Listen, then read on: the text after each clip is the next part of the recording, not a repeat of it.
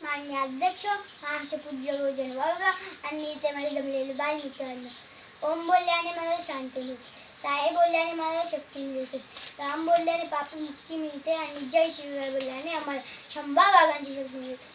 छत्रपती शिवाजी महाराज यांचा जन्म 19 फेब्रुवारी 1630 रोजी पुणे जिल्ह्यातील जुन्नर जवळील शिवनेरी किल्ल्यावर झाला.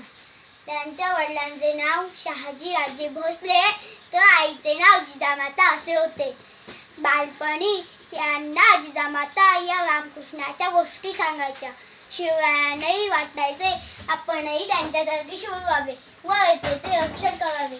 वयाच्या 16व्या वर्षी महाराजांनी मावळ्यांसोबत स्वराज्य स्थापनेची शपथ घेतली व हिंदवी स्वराज्याची स्थापना केली. अशा या महान कल्याणकारी राजांचे निधन 3 एप्रिल 1680 रोजी रायगडावर झाले. एक तेजस्वी सूर्य सर्वांना सोडून गेला. त्यांना माझ्या मानाचा मुद्रा. जय भवानी, जय शिवाजी.